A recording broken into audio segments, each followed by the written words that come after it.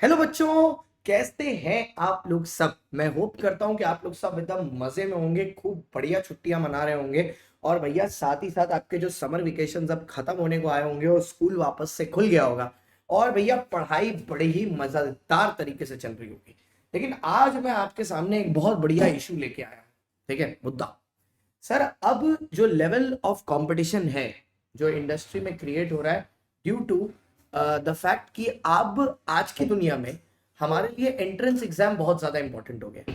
जैसे पहले क्या होता था, पहले सिर्फ साइंस वाले स्टूडेंट के लिए एंट्रेंस एग्जाम इंपॉर्टेंट था। आज की डेट में कॉमर्स वालों के लिए entrance exam is more more more more more important than science वाले बच्चे। क्यों? क्योंकि भैया एक तो कॉमर्स में जो कंपटीशन है, हा हा हा, मजा आ गया। ये तो जो सेंट्रल यूनिवर्सिटी एंट्रेंस टेस्ट है उसकी रिक्वायरमेंट और उसकी मार्केट में वैल्यू, और जो बच्चे उसको सीरियसली लेते हैं उनकी वैल्यू चली गई है स्काई हाई। वो रॉकेट हो गई है। तो आज मैं आपके सामने आया हूं दो तीन बातें करने के लिए। पहला, मेरे पेपर का पैटर्न क्या है। दूसरा, वेटेज क्या है। तीसरा, हम लोग आपको क्या एक नया सरप्राइज लेके आ रहे हैं। तो क्या सर सरप्राइज से शुरू किया जाए या सरप्राइज पर खत्म? मेरा बताऊं, सरप्राइज सबसे ज्यादा मजा सरप्राइज के साथ खत्म करने में आता है। तो खत्म करेंगे विद सरप्राइज। शुरू करते हैं जनरल बातों के साथ। तो सर सबसे पहले आता है सर कि इकोनॉमिक्स के सिलेबस में आखिरकार क्या है सर। ठीक है, तो सर इकोनॉमिक्स का जो पेपर है वो आपका 200 मार्क्स का होगा। Yes, you heard me right. It will be for 200 marks. ठीक है, इको का पेपर जो 200 मार्क्स का होगा और जिसमें हम लोग आपको कितना दिलवाएंगे अगर आप सीएसजी के साथ प्रिपेयर करते हैं। 200 में 200 पूरा का पूरा एमसीक्यू बेस्ड होगा। हर क्वेश्चन आपका 4 नंबर का होगा and you will get an option to leave 10 questions from the same. ठीक है, ये आपका पूरा लाइनअप होगा जिसमें सर जब आपका माइक्रो इकोनॉमिक्स आएगा तो माइक्रो के पोर्शन में इसमें आपके माइक्रो मैक्रो आईडी तीनों होंगे इकोनॉमिक्स में। ठीक है, ये एक बहुत ही यूनिक सी चीज है जो कि, और इसी की वजह से आपका सरप्राइज बनाया गया है माइंड यू। क्योंकि सिलेबस की डेप्थ इतनी ज्यादा है, सिर्फ इसी की वजह से आपका सरप्राइज बनाया गया है।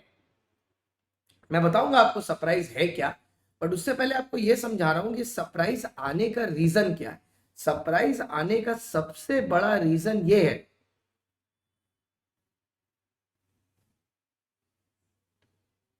ठीक है, आने का सबसे बड़ा रीजन ये है, प्रॉब्लम आने का सबसे बड़ा रीजन ये है कि इसमें सिलेबस बहुत बड़ा है, माइक्रो मैक्रो आईडी तीनों।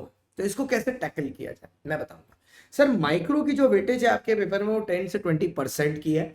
मैक्रो की 20 से 60% की। और आईडी की 30 to 40% की वेटेज होती है पेपर में। जब माइक्रो का पेपर आता है तो माइक्रो के पेपर में सबसे पहले आपका जो पोर्शन है वो है what is micro economics and central problems, मतलब बेसिक इंट्रोडक्शन। फिर डिमांड का पोर्शन आता है तो डिमांड के पोर्शन में डिमांड भी है, इलास्टिसिटी भी है। दो ऐसे मेथड जो 11th 12th में डिलीटेड थे उनको इंट्रोड्यूस कर दिया गया है इसमें, जैसे कि टोटल एक्सपेंडिचर और ज्योमेट्रिक मेथड। ये दो मेथड्स आपके लास्ट टाइम डिलीटेड थे जब आप क्लास 11th का एग्जाम दे रहे थे, जब आप छोटे बच्चे थे तब ये डिलीटेड था। कंज्यूमर इक्विलिब्रियम में आपको एक रिलीफ मिली है। क्या रिलीफ सर? कंज्यूमर इक्विलिब्रियम में आपको अगर याद होगा तो इक्विलिब्रियम के दो अप्रोचेस थे, एक कार्डिनल एक ऑर्डिनल। तो आपके सिलेबस में सिर्फ यूटिलिटी, जिसको कार्डिनल अप्रोच बोला जाता है, सिर्फ वही अप्रोच रखा गया है, कार्डिनल वाला। आपके में जो दूसरा अप्रोच हुआ करता था, एलन का अप्रोच, उसको इंक्लूड नहीं किया गया है। तो उन्होंने क्या किया है, बेसिकली आपके सिलेबस को शॉर्ट कर दिया। ठीक है, फिर आती है बात सर डिमांड की।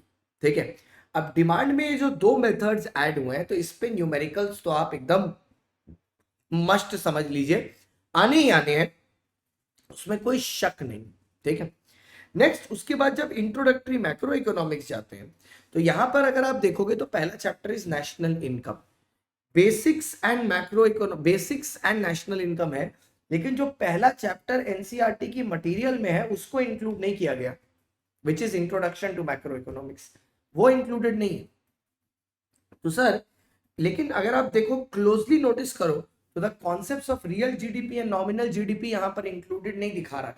बट वो कॉन्सेप्ट्स भी पूरा पूरा पूरा पूरा आपके सिलेबस का पार्ट है, बिल्कुल है, ठीक है। फिर आता है sir determination of income and employment. Income and employment वाला चैप्टर जैसा आपका क्लास 12 में था, एकदम copy paste, control C control V, आपके इसमें भी सीयूईटी में भी सेम पूरा इंक्लूडेड है।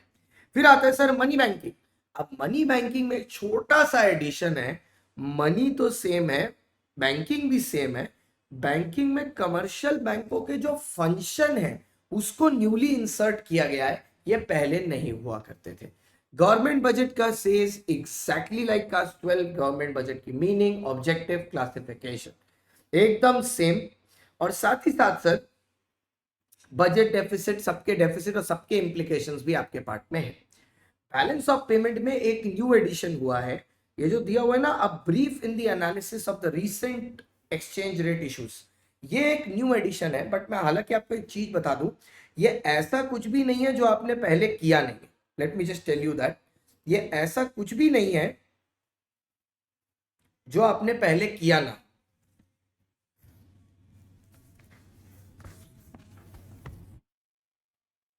ठीक है, ऐसा कुछ भी नहीं है जो आपने पहले कभी किया ना, ये पहले भी आपने किया है। पहले इस पे क्वेश्चंस आते थे, बस टॉपिक का नाम नहीं लिखा होता था, बाकी क्वेश्चंस इस पे क्लास 12 में भी आते थे। सर किस तरह के क्वेश्चंस होते थे तब? क्वेश्चंस इस प्रकार के होते थे, ब्रीफ एनालिसिस है ना, कि सर अगर इंपोर्ट बढ़ते हैं तो उसका इकोनॉमी पर क्या असर होता है, अगर फॉरेन करेंसी हाथ में बढ़ रही है तो उसका इकोनॉमी पर क्या असर होता है, इस तरह के क्वेश्चन हुआ करते थे।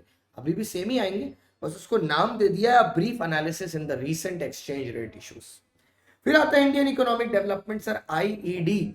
आईईडी का पूरा सिलेबस आपके पार्ट में इंक्लूडेड है। Chapter 1 eve of independence, chapter 2 5 year plan, और चैप्टर 3 फॉरेन ट्रेड। जिसमें 5 ईयर प्लान के नाम और वो सब याद नहीं करना, आपको याद क्या करना है बेसिकली, वो जो लैंडमार्क्स होते हैं ना, कि इसमें ये लैंडमार्क हुआ, उसमें ये लैंडमार्क हुआ, उतना पता रहे तो काफी है। फिर आते हैं sir current challenges faces Indian economy. तो सबसे पहले आता है पॉवर्टी। पॉवर्टी में सर जो पॉवर्टी एलिवेशन प्रोग्राम्स है, जैसे MNREGA, prime minister relief, rural relief योजना, ठीक है, स्वराज जयंती योजना, ये सब चीजें करनी। फिर human capital formation, rural development, जिसमें सर इन्होंने एग्रीकल्चर डाइवर्सिफिकेशन तो रखा है, बट अगर आप गौर से देखो इन्होंने ऑर्गेनिक फार्मिंग नहीं इंक्लूड किया, ऑर्गेनिक फार्मिंग नहीं इंक्लूड किया गया। Next employment. एम्प्लॉयमेंट में फॉर्मल इनफॉर्मल का rate, growth and changes in employment, problem and policy. Infrastructure वाला चैप्टर ऐड किया गया, और इंफ्रास्ट्रक्चर वाले चैप्टर को तो इस बार 12 में भी ऐड किया था, लेकिन इसमें सिर्फ हेल्थ है, पावर नहीं। फिर लास्ट में सस्टेनेबल डेवलपमेंट, और उसके बाद development experience in the world, India, China, Pakistan, which is one of the most easiest unit that you will ever have. ठीक है, easiest unit that you will ever have. Okay, तो अब ये 10 unit आपके syllabus में है, और अगर आपको पूरे नंबर चाहिए तो आपको सिर्फ और सिर्फ सीएसजी के साथ ये पढ़ना है, जिससे आपको 200 आउट ऑफ 200 आ जाए। पर सर बात ये है, ये आप सीएसजी के साथ कहाँ पढ़ सकते हैं? तो भैया अनअकैडमी आपके लिए लेके आया है, ये है मेरा surprise full year batch. Yes, आपने सही सुना, Unacademy has come up with a full year batch for CUET, की साल भर आप सीयूईटी पढ़ो। क्योंकि लास्ट टाइम सबसे बड़ी प्रॉब्लम जो हम लोगों को फेस हुई थी बच्चों के द्वारा, वो ये था कि 1 महीने का टाइम बाकी था, बच्चों के पास कॉन्सेप्ट्स नहीं था, बच्चे बहुत दुखी हो जाते थे कि सर बिना कॉन्सेप्ट्स के इतनी पढ़ाई करेंगे कैसे। So the best advantage of this CUET batch is you are getting concepts एकदम crystal clear, supreme concepts available with you at the comfort of your place, any time you feel like.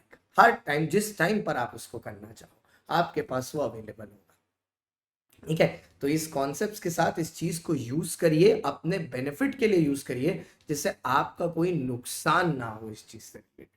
Okay, तो भैया आज के लिए मैं आपको ये बताता हूं कि ये विजेता बैच कॉमर्स के लिए है, ह्यूमैनिटीज के लिए भी सेम बैच 10 जुलाई से चालू हो रहा है ना, फिर निर्माण बैच साइंस के लिए भी चालू हो चुका है, और साथ ही साथ टारगेट बैच सीयूईटी इंग्लिश और जीटी का अलग से बैच भी अवेलेबल है, बहुत जल्दी वो भी प्लेटफॉर्म पे आपको दिखेगा। सर कॉम्बोज 12 के साथ भी अवेलेबल है, आप अपनी 12 के साथ अपने फाउंडेशन को सिक्योर कर सकते हैं, सीयूईटी फाउंडेशन को। कोड आपको बस एक ही इस्तेमाल करना है, जो कि है CSG, और हमारे साथ जुड़ जाना है। हमारा टेलीग्राम चैनल का लिंक नीचे दिया हुआ है, उसको जरूर से ज्वाइन करिए, वीडियो को लाइक कर दीजिए, चैनल को सब्सक्राइब कर लीजिए, और कोई भी फर्दर नोटिफिकेशन के लिए बस बेल आइकॉन क्लिक कर लीजिए, बाकी हम लोग सब देख लेंगे। Thank you so much for watching guys. I hope आपको सारी चीजें क्लियरली समझ में आई।